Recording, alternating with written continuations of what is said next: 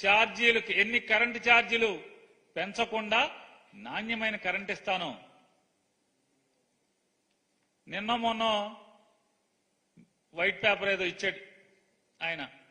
ఆ white paper electricity మీద ఇచ్చినప్పుడు ఒక విలేకరు అడిగాడు, బహుశా గాంధీ గారు అనుకుంటా విలేకరు గారి పేరు, గాంధీ గారు అడిగాడు అనుకుంటున్నాను నేను, గాంధీ గారు అని, తప్పు అయితే సరి చేసుకుంటాను. నాకెందుకు ఆ గొంతు గాంధీ గారిలాగా అనిపించింది. ఆయన అడగంగానే, ఏమండి కరెంటు ఛార్జీ ఎన్నికల ముందు కరెంటు ఛార్జీలు పెంచకుండా ట్రూ అప్ ఛార్జీస్ వేయకుండా నాణ్యమైన కరెంట్ ఇస్తా అన్నారు కదా చంద్రబాబు నాయుడు గారు, ఇప్పుడు అది ఇస్తారా అని. వెంటనే ఎవరు చెప్పారా నీకు, నేను చెప్పానా, నీ మైండ్ సెట్ మారాలయా అని ఏదో చెప్తున్నాడు. అమరావతి అంతా చంద్రబాబు నాయుడు గారు మొత్తం అన్ని ఛానల్స్ లైవ్. చంద్రబాబు నాయుడు గారు ఇప్పుడు అమరావతి మొత్తం పరిశీలిస్తారు. తెల్లవారుజాము నారాయణ గారు వచ్చి అక్కడ కూర్చున్నాడు చంద్రబాబు గారి ఇంటి గారు. ఏంటంటే చంద్రబాబు నాయుడు గారిని తీసుకుని వెళ్ళాలి. వచ్చాడు, బస్సు ఎక్కారు ఇద్దరు కలిసి. బోని ప్రజావేదిక పడగొట్టిన దగ్గర నుంచి మొదలు పెడతారు. ప్రజావేదిక దగ్గర పడగొట్టి చూశారు. అక్కడి నుంచి మొత్తం అమరావతి అంతా బస్సు వేసుకు తిరిగారు. బస్సు వేసుకు తిరిగి ఏంటి అంతా అయిపోయిన తర్వాత పవర్ పాయింట్ ప్రెజెంటేషను. దాంట్లో ఒక విలేకరు గారు కుంటితనంగా అడిగాడు, మంచోడు ఆయన. ఆయన ఏమడిగాడు, ఏమండి మొత్తం అమరావతి అంతా తిరిగారు కదా, మొత్తం అంతా పొద్దు నుంచి క్యారేజ్ కట్టుకుని రాత్రి సాయంత్రం దాకా తిరిగారు కదా, ఇది సంపద సృష్టించి అమరావతి నిర్మాణం చేస్తానో, ఇక్కడ సంపద ఉన్నాను కదా, ఎంత అవుద్ది, ఎప్పుడులో పూర్తి చేస్తారన్నారు. ఏం మాట్లాడతావే, నేను అదే ప్రశ్న నిన్ను అడుగుతున్నా, నువ్వు ఎప్పుడులో పూర్తి చేస్తావు నువ్వు ఉంటే అమరావతిలో? ఇదో జెంటిల్మెన్ సినిమా లాగా ఉంది. వెంటనే లేచి మామూలుగా నాలాంటి ఉంటే అడిగాడు, అయితే నువ్వు రిజైన్ చేసి నాకు ఇవ్వు, నేను ఎప్పుడులాగా చెప్తానని చెప్పేవాడు. అంటే అమాయకులైన విలేకరు ఎదురు మాట్లాడలేరనే కదా. మాట్లాడితే ఆయన అయితే మామూలుగా ఏదో కేసు పెట్టి లోపలేద్దామని. ఇప్పుడు వేస్తున్నారు కదా తప్పుడు కేసులు పెట్టి. 2020, 2019, 2021 అప్పుడు జరిగిన సంఘటనలంట ఇప్పుడు ఎఫ్ఐఆర్లు కట్టి విచారణ చేస్తారంట 3 ఏళ్ల తర్వాత, 4 ఏళ్ల తర్వాత. ఇదేనా ఎర్రబుక్కు? ఈ ఎర్రబుక్కులో రాసుకున్నాయని ఈ దొంగ కేసులన్నీ. అది ఆయన అమరావతి అందరికీ చెప్పాడు, అమరావతి నిర్మాణమే మన ప్రధాన ధ్యేయం, లక్ష్యం అయ్యని చెప్పి మాట్లాడిన ఆయన ఎప్పుడు పూర్తి చేస్తాడో తెలియదు, ఎప్పుడు కడతాడో తెలియదు, ఏం కడతాడో తెలియదు. సరే పోన్లే. పోలవరం వెళ్ళారు చంద్రబాబు నాయుడు గారు. పోలవరం నాశనం చేసిందేమో ఆయన. అంటే ఉద్దేశపూర్వకంగా నాశనం చేసి ఉండకపోవచ్చు.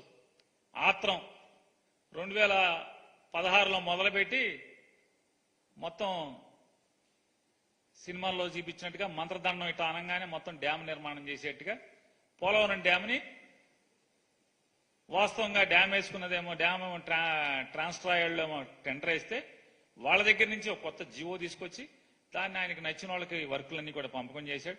సరే నచ్చిన వాళ్ళకి చేసుకున్నా ఇబ్బంది ఏముంది. కానీ గ్రామాలు ఖాళీ చేయించకుండా, గ్రామాలకి నష్టపరిహారం ఇవ్వకుండా, గ్రామస్తులు ఏ గ్రామాలైతే ఖాళీ చేస్తున్నారో ఆ ఖాళీ చేసే గ్రామాలకి ప్రత్యామ్నాయంగా ఇళ్లు నిర్మాణం చేయకుండా, ఊళ్ళు ఖాళీ చేయకుండా కాఫర్ డ్యాం ఎలా నిర్మాణం చేస్తారు? కాఫర్ డ్యాం నిర్మాణం చేస్తే ఏమవుతుంది? ఊళ్ళు మునిగిపోతాయి కదా. పోనీ డైవర్షన్ ఛానల్ ఇచ్చారా? స్పిల్వే అవ్వలేదు, డైవర్షన్ ఛానల్ ఇవ్వలేదు.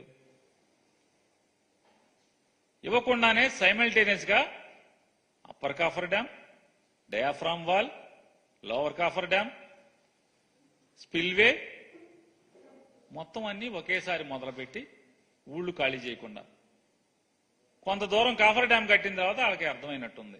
ఎవడో ఇంజనీర్ చెప్పాడు, sir coffer dam, upper coffer dam మూసేస్తే మొత్తం ఊళ్ళు మునిగిపోతాయండి, మరి నది వెళ్దు కదా అంటే, అయితే మధ్యలో బొక్క వదిలేయండి. ఆ మధ్యలో కాఫర్ డ్యాం పూర్తి చేయకుండా ఆపేయటం వల్ల ఏమవుద్ది? వాటర్ దిగదాన్ని వెలాసిటీ, హై వెలాసిటీతో కట్టినటువంటి డయాఫ్రామ్ వాల్ మొత్తం కొట్టుకుపోయింది. ఎంత లోతు కొట్టుకుపోయిందో తెలియదు. కొత్తది నిర్మాణం చేయాలంటే 800 నుంచి 1200 కోట్లు అవుద్దని జగన్మోహన్ రెడ్డి గారు ఉన్నప్పుడే అంచనాకు రావడం జరిగింది. ఆ డబ్బులు ఎవరు ఇవ్వాలి? కేంద్రం ఇవ్వాలి.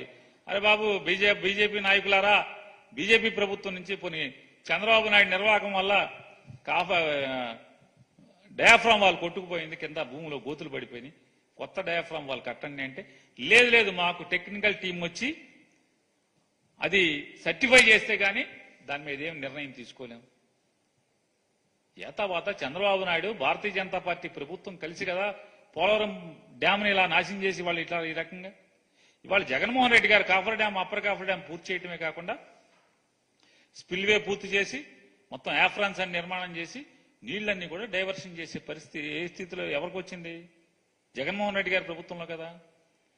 ఆ రోజు నుంచి మోడీ గారి ప్రభుత్వం డయాఫ్రామ్ వాల్ ఏం చేయాలనేది మొన్నటి దాకా ఎన్నికల వరకు కూడా కనీసం చెప్పని పరిస్థితి. వెళ్ళి ఏం చేయాలంటే చంద్రబాబు నాయుడు గారు, ఏమండి పోలవరం ఏంటి, ఎప్పుడు కడితే ఎప్పుడు పూర్తవుద్దండి? ఏమో నాకేం తెలుసు. ఆయన అపర మేధావి, 40 ఏళ్ళ ఇండస్ట్రీ అనుభవజ్ఞుడు, 72% పోలవరం నేను నిర్మాణం చేసేశాను అని చెప్పేటువంటి ఆయన లెక్క ప్రకారమే 72 చేస్తే మేమేమీ చేయలేదనుకుంటే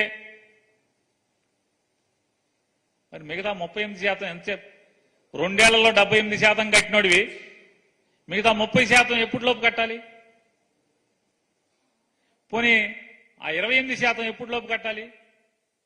పోనీ మేము ఒక 8% కట్టామనుకుందాం, నువ్వు చెప్పే లెక్కలు, నువ్వు దొంగ లెక్కల ప్రకారం. మేమైతే డ్యామ్ ఏమన్నా కడితే మేమే కట్టాం. స్పిల్వే పూర్తిగా పునాదులు ఆపు చెప్తే స్పిల్వే పూర్తి చేసింది మేము, నీళ్లు డైవర్షన్ చేసింది మేము, కాఫర్ డ్యామ్ కంప్లీట్ చేసింది మేము.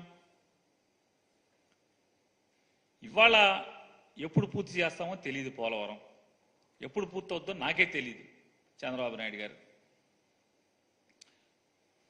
ఒకసారి ఆయన ముందేం మాట్లాడాడు, వెనకేం మాట్లాడాడు ఒకసారి చూద్దాం. తల్లికి వందం లాస్ట్ పెట్టి మళ్ళీ చెప్తున్నా, నాణ్యమైన కరెంటు రావాలంటే, కరెంటు రేట్లు పెరగకుండా ఉండాలంటే తెలుగుదేశం జనసేన రావాలి. టారిఫ్స్ పెంచకుండా నాణ్యమైన విద్యుత్ అందజేస్తా ఉన్నారు. అట్లాగే లాసెస్ చెప్పాను, నువ్వు చెప్తున్నావు నాకు, నేను ఉండే వాస్తవ పరిస్థితి కాదు సార్. అతనేవాడు ముందేం చెప్పాడు? జగన్మోహన్ రెడ్డి గారు ఉన్నప్పుడు ట్రూఅప్ ఛార్జెస్ వేస్తున్నారు, జనసేన తెలుగుదేశం పార్టీ ప్రభుత్వం ఎందుకు రావాలి, కరెంటు ఛార్జీలు పెంచకుండా ఉంటాకి రావాలని చెప్పి మాట్లాడారు ఎన్నికల ముందు. ఇప్పుడేమంటున్నావు? నేను చెప్పానా అంటున్నాడు విలేకరుని. ఈ నెల బిల్లులో ట్రూఅప్ ఛార్జెస్ వచ్చినాయా రాలేదా? ఎందుకు వచ్చినాయి?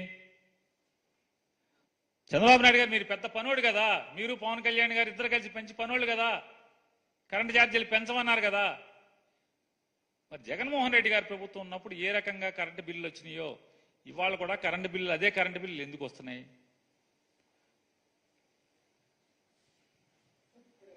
నిర్మాణానికి అమరావతిని నిర్మించలేదు. ఈ రోజు మీరు మొత్తం విజిట్ చేశారు కదా సార్, అప్రాక్సిమేట్లీ దీని నిర్మాణానికి ఎంత ఖర్చు అవుతుంది, మీరు ఎన్ని రోజుల్లో చేస్తారు? ఇప్పుడు నిన్ను అడగాలి నేను క్వశ్చన్, విలేకరుని అడగాలంట. నిన్ను నేను నియమిస్తే నువ్వు ఎట్ట కడతావు చెప్పరా?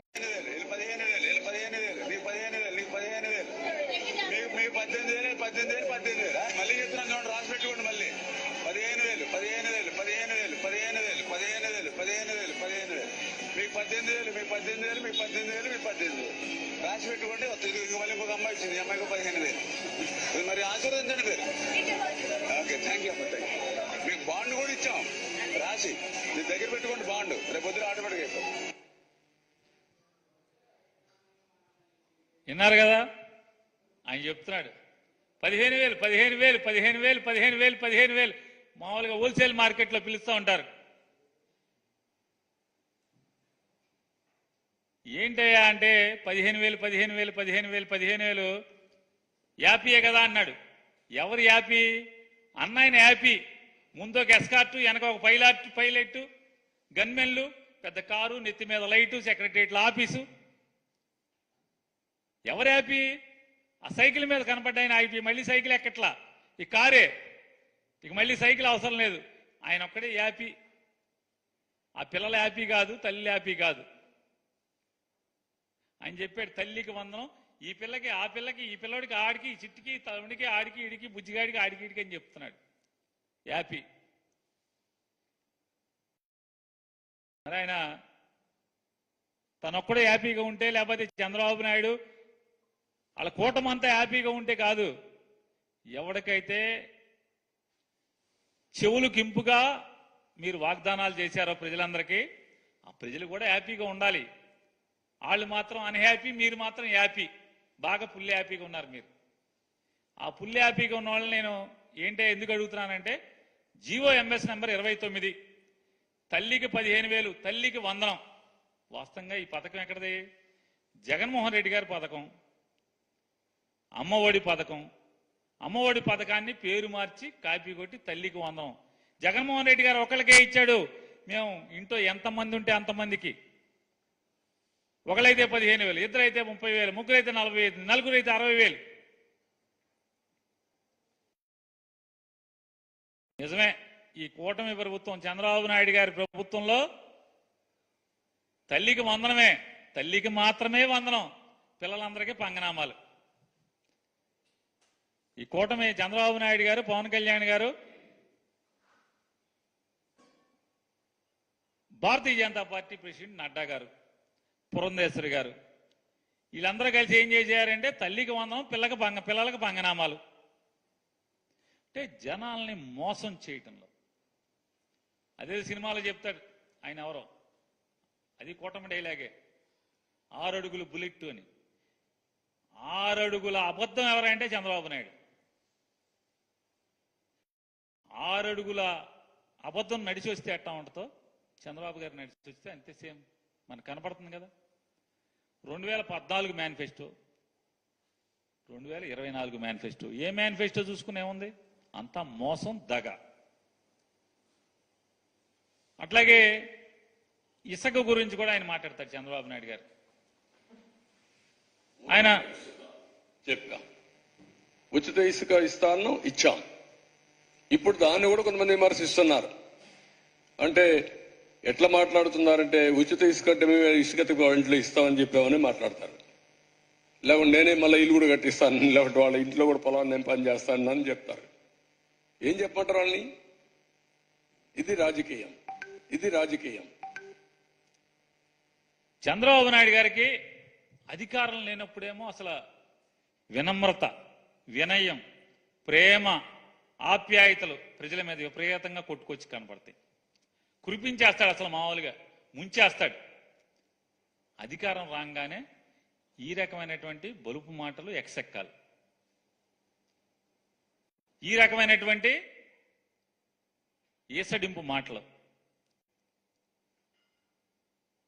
ఉచిత ఇసుక అంటే దాని అర్థం ఏంటి? నదికి వెళ్ళి ఎవరు కావాలంటే వాళ్ళు ఉచితంగా పట్టుకుపోవాలి, అంతే కదా. ఫ్రీగా ఇవ్వాలి కదా. ఆ ట్రాన్స్పోర్ట్ ఆడు ఏం తెచ్చుకుంటే దాంట్లో పట్టుకుపోతాడు. మరి ఫ్రీ అంటే ఏంటి? ఈ ఆంధ్రప్రదేశ్ రాష్ట్రం యొక్క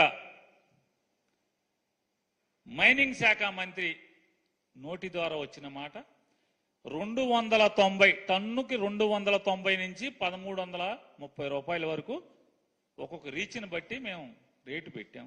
ఉచితం, ఉచితం అంటారు, డబ్బులు కట్టమంటారు. అంత క్రితం కూడా ఎమ్మెల్యేలు దోచుకున్నారు.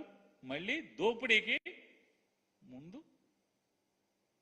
తెరదీసేటువంటి కార్యక్రమం ఈ ఉచితం అనే కార్యక్రమం పెట్టి, ఉచిత ఇసుక ఇది తంతు ఎట్టా ఉంటుందంటే, నేతి బీరకాయలో నెయ్యి ఉండదు. చంద్రబాబు నాయుడు గారి మాటల్లో నిజాయితీ కూడిన మాటలని చెప్తాడైనా, నీతి ఉండదు. వీళ్ళ ఉచిత ఇసుకలో ఉచితం ఉండదు, వీళ్ళ ఫ్రీ ఇసుకలో ఫ్రీ ఉండదు, డబ్బులు కట్టాలి. చంద్రబాబు నాయుడు గారు, వాళ్ళ అబ్బాయి నారా లోకేష్ నాయుడు గారు, పవన్ కళ్యాణ్ గారు, ముగ్గురు మాటతో ఎన్నికల ముందు మాటలు కోటలు దాటిచ్చారు. ఇవాళ ఎవరు మాట్లాడట్లా, సమాధానం చెప్పరు. ఈ జీవో ఏంటని ప్రశ్నిస్తే మాట్లాడేవాళ్ళు లేరు. ఏంటండి పిల్లల ఇంట్లో పాట పాడారు కదా, నీకు 15 నీకు 15 నీకు 15 నీకు 15 అని. ఇవాళ ఏంటి జీవో ఏంటి?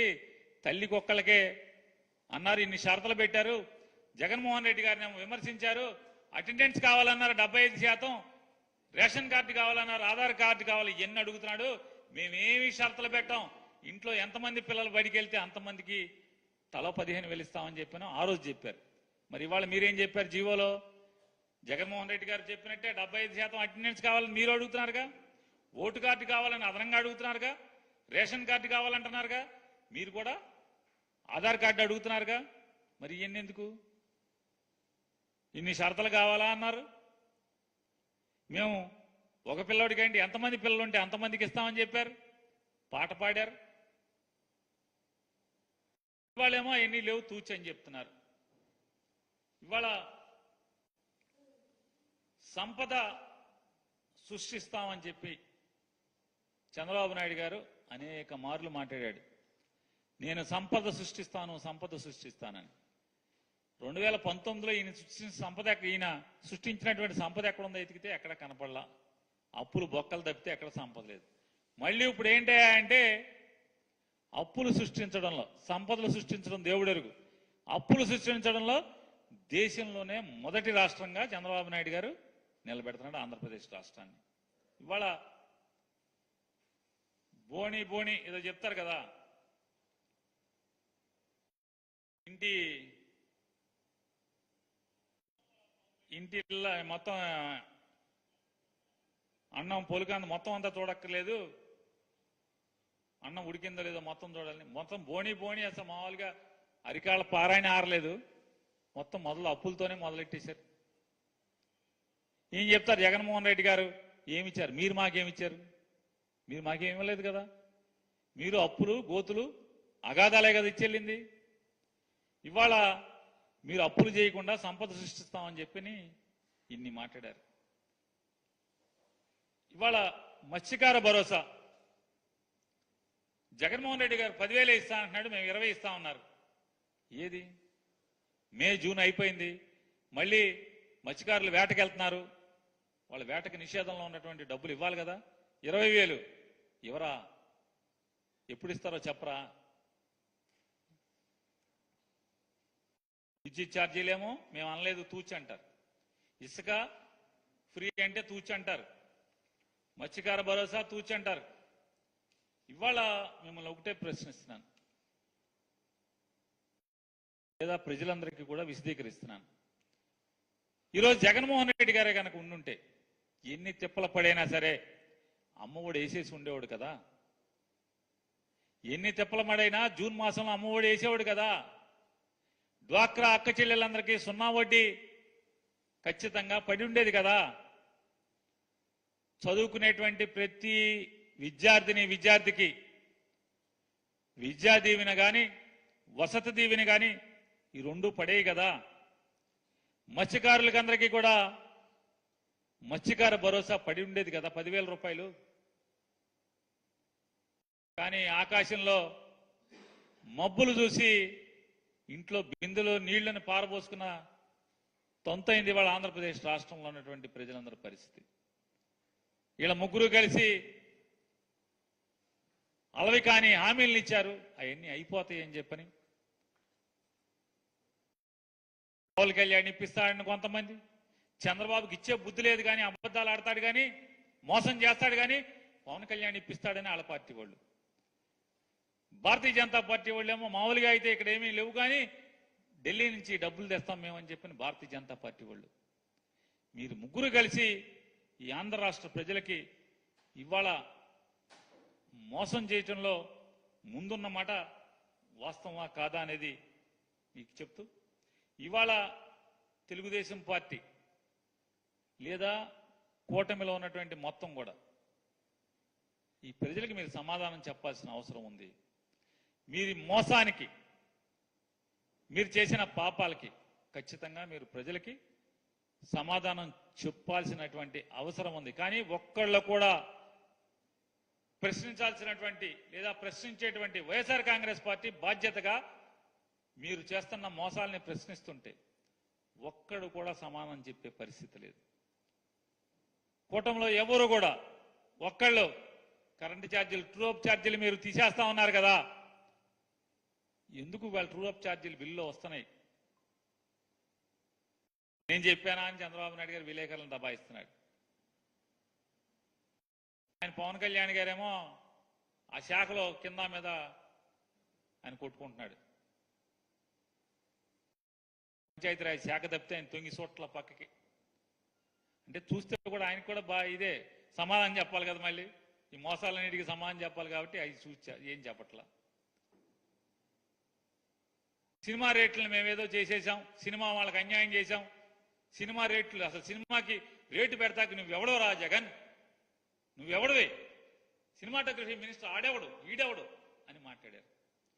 ఇవాళ జగన్మోహన్ రెడ్డి గారు ఏ జీవో అయితే సినిమా టికెట్ల రేట్లను నియంత్రిస్తూ ఏ జీవో తీసుకొచ్చామో అదే జీవో అనుసరించి ఆ జీవోకు లోబడే ప్రభాస్ గారు కల్కి సినిమాకి మీరు జీవో ఇచ్చారు కదా, మరి పీకేయాలి కదా మా జీవోని. సినిమా వాళ్ళు మీరు అన్నారు అంటే సినిమా వాళ్ళందరూ మీ కాళ్ళకాడికి రావాలా, రేట్లు పెంచి ఇష్టం వచ్చినట్టు పెంచుకోవచ్చు కదా, నువ్వెవడో టికెట్ల గురించి మాట్లాడతాకి, జనానికి ఇష్టమైంది కొనుక్కుంటారు బ్లాక్లో మీరేంటన్నారు. మరి ఇవాళ ఏంటి, ఎందుకు ఆ జీవోని రద్దు చేయలేదు? ఆ జీవో ప్రకారమే జగన్మోహన్ రెడ్డి గారు ఇచ్చిన జీవో ప్రకారమే మీరు కూడా అదే జీవో ఎందుకు ఇచ్చారు? ఏదైతే జగన్మోహన్ రెడ్డి గారు చట్ట సవరణ చేశాడో ఆ చట్ట సవరణ మేరకే మీరు జీవో జగన్మోహన్ రెడ్డి గారి జీవోని కోట్ చేస్తూ మీరు మళ్ళీ కల్కి సినిమాకి జీవో ఇచ్చారా లేదా? ఎక్స్ట్రా షో వేసుకుంటాకి నువ్వెవడవా ఎన్ని షోలు వేయాలో చెప్తాకని చెప్పని ఆ రోజు మాట్లాడిన వాళ్ళు ఇవాళ ఎక్స్ట్రా షో వేసుకోండి అని చెప్పని జీవో ఇచ్చారు కదా. అంటే ఎందుకు నియంత్రణ? జగన్మోహన్ రెడ్డి గారి జీవోని ఎందుకు మీరు చింపేయట్లేదు? ఎందుకని మీరు ఆ జీవోని రద్దు చేయట్లేదు? అంటే మేము చేసింది కరెక్ట్ అనే కదా మీ ఉద్దేశంలో కూడా?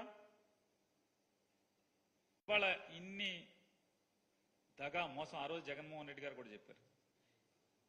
చంద్రబాబు నాయుడు గారు చేయబోయేది మోసాలే.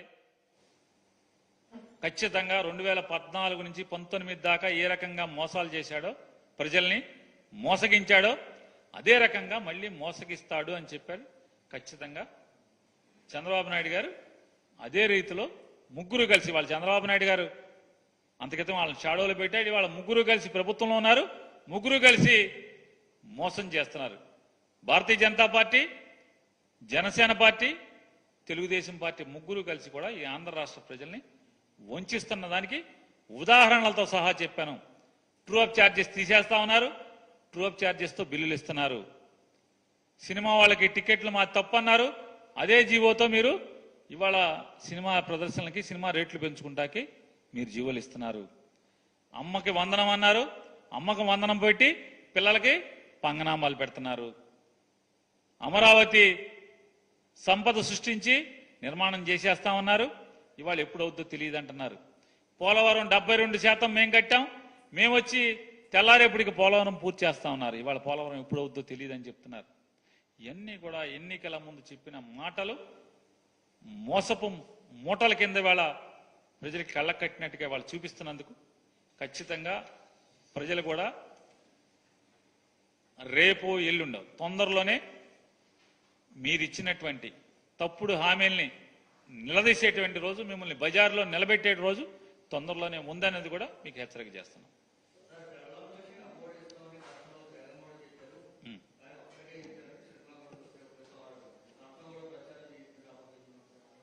ఇప్పుడు షర్మిల గారు ఎక్కడున్నారు, ఏ పార్టీలో ఉన్నారు? సొంత పార్టీయా? కాంగ్రెస్ పార్టీ. కాంగ్రెస్ పార్టీ తెలుగుదేశానికి వ్యతిరేకమా అనుకూలమా? వ్యతిరేకమే కదా. అంటే అంటే కాంగ్రెస్ పార్టీ అనే పార్టీ వైఎస్ఆర్ కాంగ్రెస్ పార్టీకి, తెలుగుదేశం పార్టీకి, జనసేన పార్టీకి, భారతీయ జనతా పార్టీకి ముగ్గురు అంటే నలుగురికి వ్యతిరేకంగా రాజకీయాలు చేసేటువంటి పార్టీలో ఉన్నటువంటి షర్మిల గారు అనే ఆవిడ భారతీయ జనతా పార్టీ కలిసున్న ప్రభుత్వాన్ని వెనకేసుకొస్తూ ఒక ప్రతిపక్షంలో ఉన్నటువంటి పార్టీని గురించి అంటే డిఫెండ్ చేస్తూ, భారతీయ జనతా పార్టీ ప్రభుత్వాన్ని డిఫెండ్ చేస్తూ, వెనకేసుకొస్తూ, సమర్థిస్తూ, అధికారంలో లేనటువంటి ప్రతిపక్షంలో ఉన్నటువంటి ఒక రాజకీయ పార్టీని విమర్శించే స్థితిలో ఉందంటే ఆవిడ ఎవరి కోసం ఎందుకోసం రాజకీయాలు చేస్తుంది? భారతీయ జనతా పార్టీ అలాగే తెలుగుదేశం పార్టీ ఈ ఇద్దరి కోసమే రాజకీయాలు చేస్తుంది, వాళ్ళిద్దరిని సమర్థించడం కోసమే అనేది. ఎందుకంటే వైఎస్ఆర్ కాంగ్రెస్ పార్టీ మీరు మోసం చేశారా అని మేము మాట్లాడితే మాకు సమాధానం చెప్పాల్సింది ఎవరు? కూటమిలో ముగ్గురు ఎవడో ఒకటి సమాధానం చెప్పాలి. వాళ్ళ కూటమి ఎవరు సమాధానం చెప్పకుండా కాంగ్రెస్ పార్టీ మాకు సమాధానం చెప్తుందంటే, కాంగ్రెస్ పార్టీ మమ్మల్ని విమర్శిస్తూ భారతీయ జనతా పార్టీ తెలుగుదేశం పార్టీ ప్రభుత్వాన్ని సమర్థిస్తుందంటే, ఇక మీరు ఆ రాజకీయాలు ఏ స్థాయికి దిగజారి ఉన్నాయో, ఆ పార్టీ ఏ స్థాయికి దిగజారిందో, దిగజారి రాజకీయాలు చేస్తున్నాం. ఇంకా నేనేం సమాధానం చెప్పాల్సిన పని లేదు.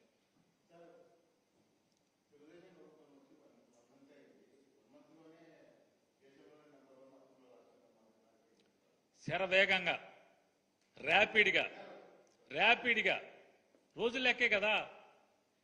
ఈ రోజుకి ఎంత చేసావు? ఈ నెలలో ఎంత చేసావు?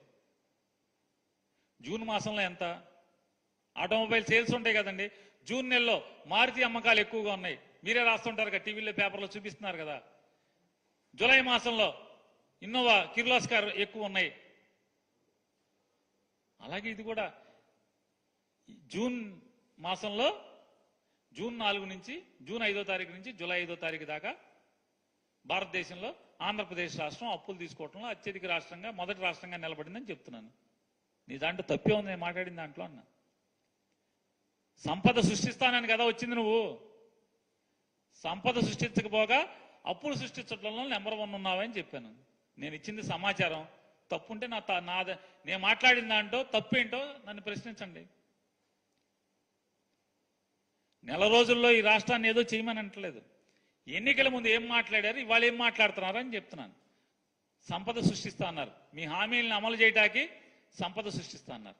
చివరికి జీతాలు ఇవ్వటానికి కూడా అప్పులు తెచ్చే పరిస్థితి కదా మీది. ఈ రోజు కూడా ఇక్కడ అక్కడ భారతీయ జనతా పార్టీ ప్రభుత్వమే ఉంది, ఇక్కడ అక్కడ తెలుగుదేశం పార్టీ ప్రభుత్వమే ఉంది, ఇక్కడ అక్కడ కూటమి ప్రభుత్వం ఉంది. ఈ కూటమి ప్రభుత్వంలోని దేశ ఆర్థిక మంత్రి ఈ రోజు కూడా చెప్తున్నారు ఆంధ్రప్రదేశ్ రాష్ట్ర అప్పులు 4 లక్షల కోట్లు చిల్లర అని. నిన్నటిదాకా మీరందరూ కూడా ఆఖరికి భారతీయ జనతా పార్టీ అధ్యక్షురాలను ఇక్కడ బోర్డు పెట్టుకున్నవాడు కూడా 15 లక్షల కోట్ల అప్పులు అని చెప్పింది. మరి ఎవరిని నమ్మాలి? ఎవరిది మోసం? ఎవరిది అబద్ధం? చెప్పండి మీరు. నిర్మలా సీతారామన్ గారు ఈ దేశానికి ఆర్థిక మంత్రి. ఆవిడ మళ్ళీ మొన్న ప్రమాణ స్వీకారం చేశాక కూడా ఆవిడ చెప్పారు 4 లక్షల కోట్లే అప్పులు ఆంధ్రప్రదేశ్ రాష్ట్రానికి అప్పులని చెప్పని. మోసం ఎవరిది? దగా ఎవరిది? వంచన ఎవరిది? వంచనతో కూడినటువంటి మోసపు మాటలు ఎవరి?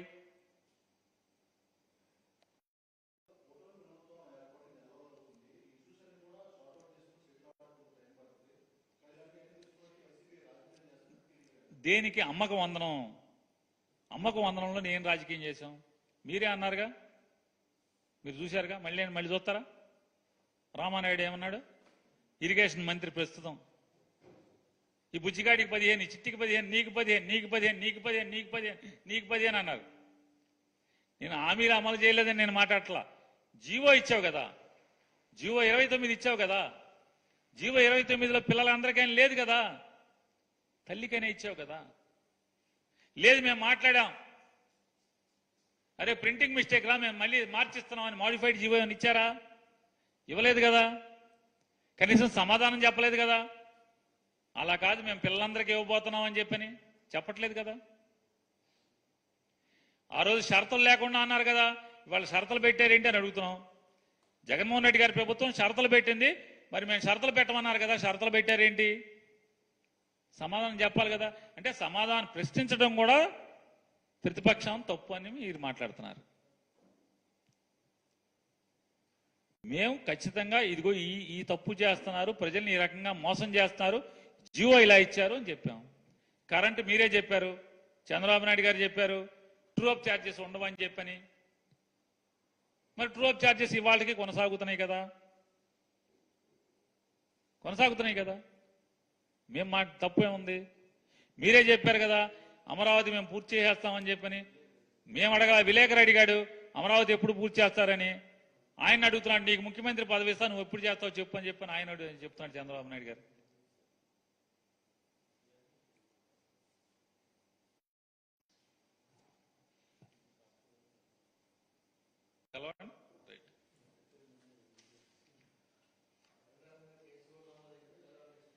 జగన్మోహన్ రెడ్డి గారి మీద కేసు.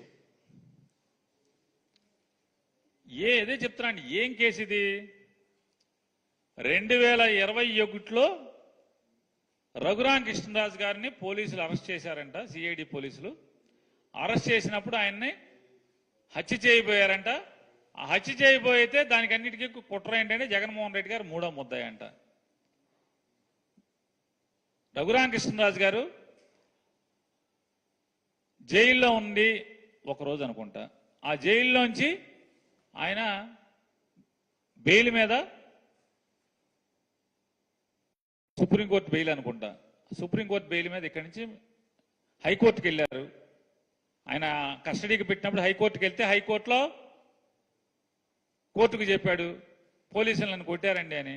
వెంటనే టీమ్ ఆఫ్ డాక్టర్స్, ఒక డాక్టర్ కాదు, ఇద్దరు డాక్టర్ కాదు, 4 డాక్టర్లను 5 డాక్టర్లను టీమ్ ఆఫ్ డాక్టర్స్ వేసి ఈయన్ని ఒళ్ళంతా పరీక్షించండి అని చెప్పారు. ఒళ్ళంతా పరీక్షించారు. ఒళ్ళంతా పరీక్షించి ఈయనకి దెబ్బలేం కొట్టలేదండి అని చెప్పి రిపోర్ట్ ఇచ్చారు హైకోర్టుకి. హైకోర్టు ఆయన్ని కస్టడీకి మధ్య పంపించేసింది, బెయిల్ ఇవ్వలేదు. అదైపోయిన తర్వాత సుప్రీంకోర్టు ఆయనకి బెయిల్ ఇచ్చింది. బెయిల్ ఇవ్వటమే ఇక్కడి నుంచి సరాసరి ఆయన మిలిటరీ హాస్పిటల్లో చేరారు. సుప్రీంకోర్టు కూడా మిలిటరీ హాస్పిటల్లో రిపోర్ట్ అడిగింది. మిలిటరీ హాస్పిటల్లో కూడా వాళ్ళు రిపోర్ట్ ఇచ్చారు, మెడికల్ రిపోర్ట్ ఇచ్చారు. Military hospital, Secunderabad military hospital వాళ్ళు కూడా సుప్రీంకోర్టుకు రిపోర్ట్ ఇచ్చారు. సిబిఐ ఎంక్వైరీ ఏమన్నాడు ఆయన, సుప్రీంకోర్టు డిస్మిస్ చేసింది. దీని మీద సిబిఐ ఎంక్వైరీ ఏమయ్యక్కర్లేదు. హైకోర్టు మెడికల్ రిపోర్ట్, హైకోర్టుకి 4 డాక్టర్లు ఇచ్చిన మెడికల్ రిపోర్టు, అలాగే సికింద్రాబాద్ మిలిటరీ హాస్పిటల్ ఇచ్చిన మెడికల్ రిపోర్టు చూసాము, ఇది పట్టించుకోవాల్సిన పని లేదని చెప్పి సుప్రీంకోర్టు ఇచ్చింది. అంటే సుప్రీంకోర్టు, హైకోర్టు, సుప్రీంకోర్టు, ఆంధ్రప్రదేశ్ రాష్ట్ర గుంటూరు గవర్నమెంట్ హాస్పిటల్ డాక్టర్లు, మిలిటరీ హాస్పిటల్ డాక్టర్లు అందరూ కూడా ఈయనకి దెబ్బలు లేవని చెప్పినా కూడా ఇవాళ 3 సంవత్సరాల తర్వాత, 3 సంవత్సరాలు నిండిన తర్వాత, 4 సంవత్సరాలు నిండిన తర్వాత ఇవాళ ఎఫ్ఐఆర్ కడతాం అంటే ఇది తప్పుడు కేసు కాదా అని అడుగుతున్నాను నేను. ఏషియన్ డీజీ సునీల్ గారేమో మొదటి ముద్దాయి అంట, ఇంటెలిజెన్స్ డీజీ ఏమో రెండో ముద్దాయి, పిఎస్ఆర్ ఆంజనేయులు గారు రెండో ముద్దాయి అంట, జగన్మోహన్ రెడ్డి గారు మూడో ముద్దాయి అంట, గుంటూరు మెడికల్ కాలేజీ డాక్టర్ గారు ఒక ముద్దాయి అంట, డిఐజీ గారు ఒక ముద్దాయి అంట, అప్పుడున్న పాల్ గారు ఎవరున్నారు డిఐజీ గారు, ఆయన ఒక ముద్దాయి అంట. వీళ్ళందరూ కూడా ముద్దాయిలు చేస్తూ, అప్పుడున్న డాక్టర్ గారిని కూడా ఒక ముద్దాయిగా చేస్తూ ఎఫ్ఐఆర్ కట్టారు. ఏముంటుంది ఇటువంటి తప్పుడు కేసులు కడతాకి? హైకోర్టు ఇది తప్పు అని చెప్పి, సుప్రీంకోర్టు ఇది తప్పు అని చెప్పిన తర్వాత, హైకోర్టు సుప్రీంకోర్టు రెండు కూడా ఇది తప్పు అని చెప్పి అంటే ఆరోపణ తప్పు అని చెప్పిన తర్వాత కూడా 3 ఏళ్ల తర్వాత ఎఫ్ఐఆర్ కడుతున్నారంటే మరి ఇవన్నీ ఎర్రబుక్ కేసులు అంటే ఎర్రబుక్ కేసులన్నీ కూడా ఫాల్స్ కేసులే. ఏ కేసు నిలిచేది లేదు. ఇలా అహంకారం, అహంభావం, అధికారం మదం తీర్చుకుంటాక తప్పితే ఇది ఎందుకు పనికొచ్చే కేసులు కాదు.